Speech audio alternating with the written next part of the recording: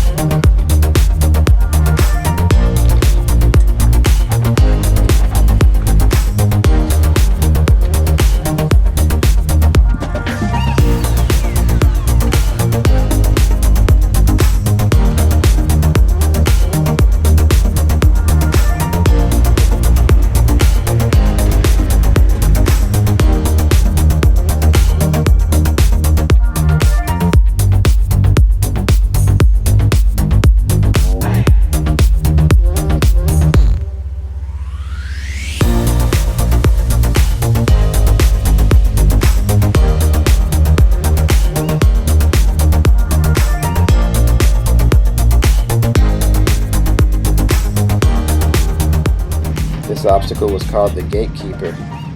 It's also where I found out I really need to listen to my spotter. In my defense, I didn't even see Jim up there.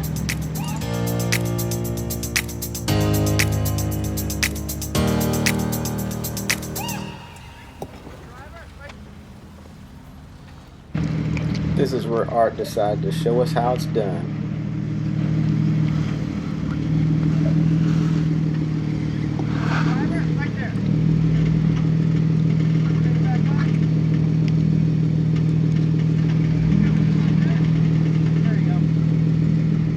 He even throws in a nice little Jeep wave for us.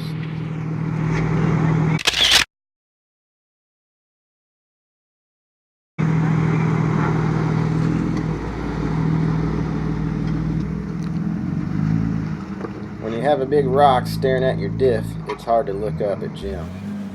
Chris made the same mistake I did.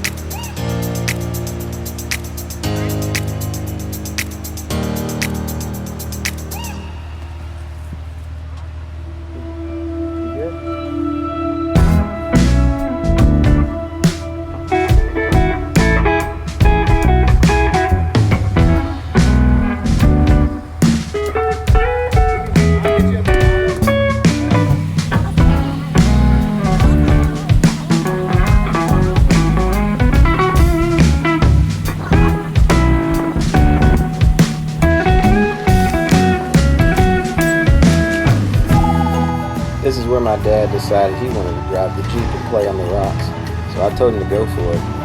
Even though he hasn't off-roaded much in his life, with the help of the spotters, he couldn't tell one bit. Way to go.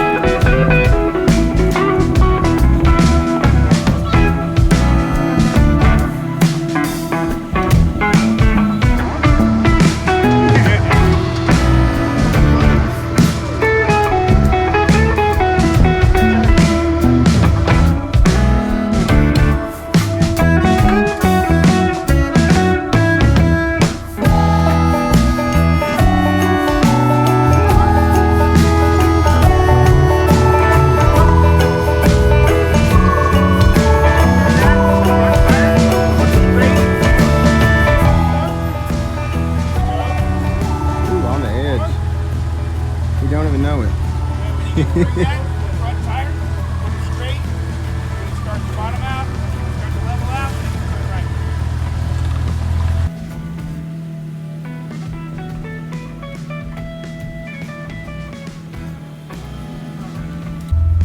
This is the beginning of Walker Hill. A few rocks.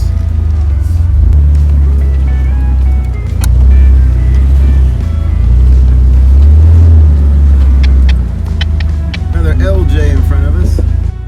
His name was Tim Fields. He seemed like a really nice guy. He had a really nice Jeep. I believe it was LJ locked up front and rear on 35-inch Patagonias.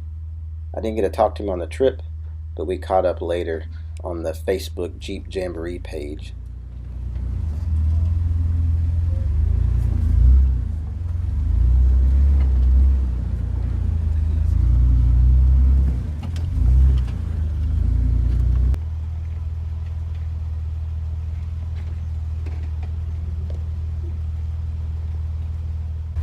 This obstacle here gave a few people problems, but he was able to back up and get a new line, and after that he was fine.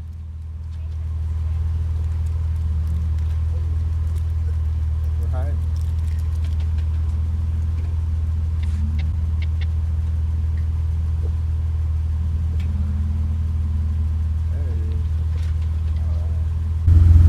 This is Upper Walker Hill. Geahr in front of us. This is the Jeep that's the cover photo on the YouTube video. I really think it's one of the ultimate daily drivers because he drove this thing to the Rubicon from southern Indiana, but he did Moab before he got there, and on the way back he did most of Holy Cross. Didn't have a problem with the vehicle the whole time, didn't trailer it anywhere. Just says a lot about his build. I really like how budget friendly it is and how it truly goes anywhere, whether it's on or off-road, without having to get crazy and do a full stretch or 1-tons or 40s or a LS swap. Truly a unique vehicle.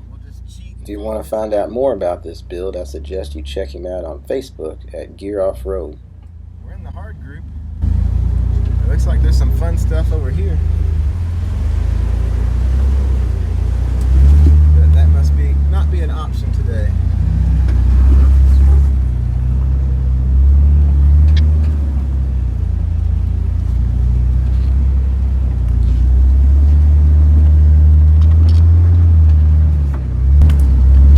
All right.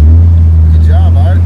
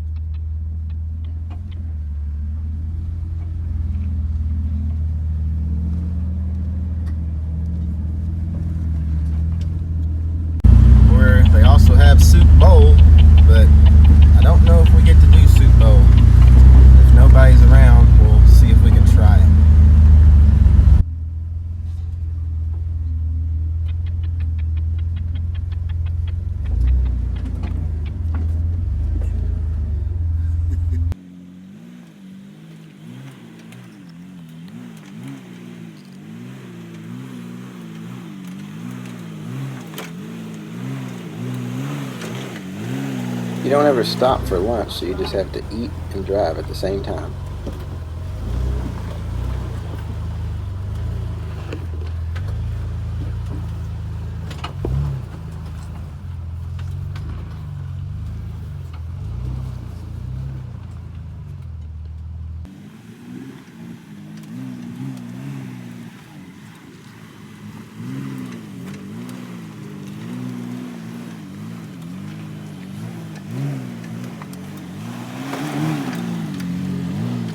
This is Chris Hoag's Jeep. He was also in our local group that came out from Indiana. Really nice TJ, 6-speed manual, down a track front, Dana 44, kind of like a JK style. RCVs, long arm rock crawler kit, stretched. Just another great all-around build. Chris had a power steering line get punctured, so we're gonna get it fixed. You need anything? You need anything from us? I think we're good. We just keep going to get a spot. Yeah, okay. The leak ended up being from his new hydro assist. They were able to fix it and get it back on the trail. That's cool.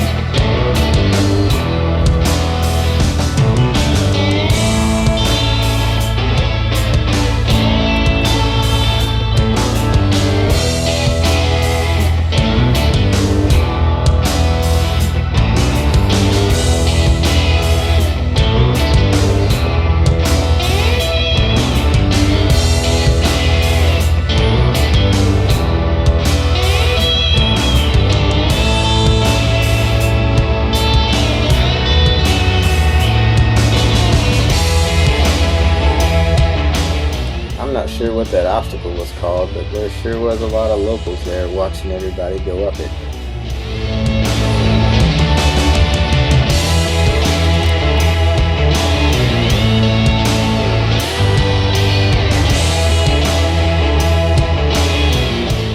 After watching this guy fight the obstacle for a while, we all decided to try a different line. Lucky for us, the spotters thought the same thing.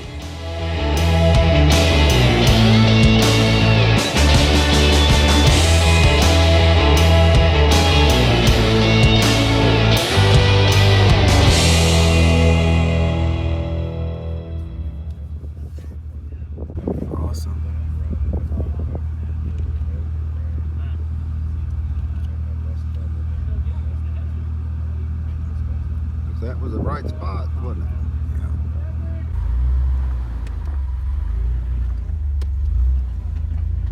I was getting the old Jeremy. I was afraid I'd hit my diff.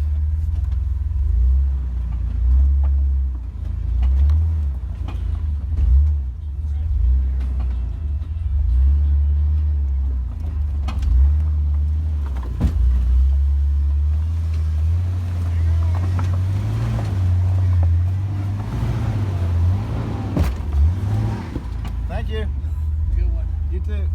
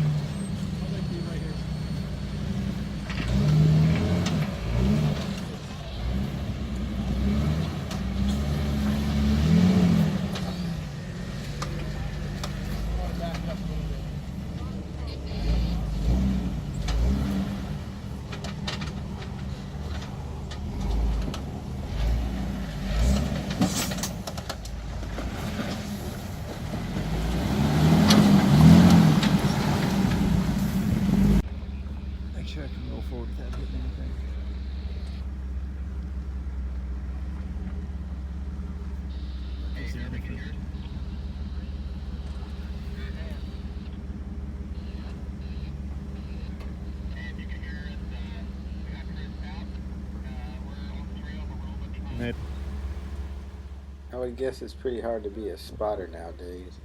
You have so many different wheelbases with the 4 doors and the 2 doors and the stretched 2 doors and the stretched LJs. It makes it kind of tough to show everybody the right line.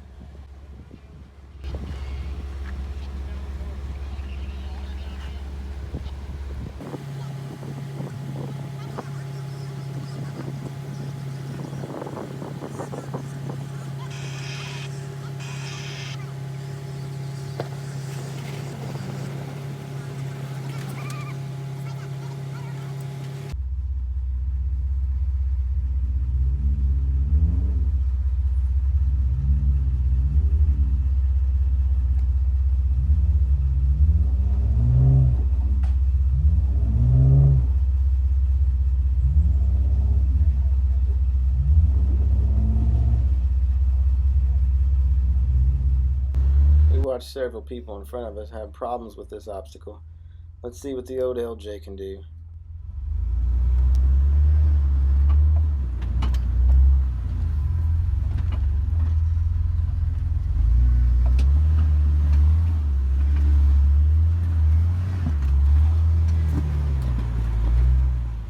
Not bad. Apparently it doesn't matter what part of the country you're in. XJ people just like to party. And these people were no different. They were handing out jello shots as you went by. And I must say they were pretty good. Well, that's the end of part 1. If you liked the video, please like, share, and subscribe so you can catch part 2. We plan to have part 2 posted by the end of the month.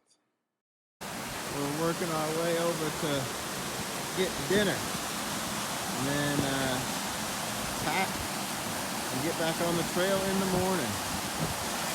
Beautiful out here.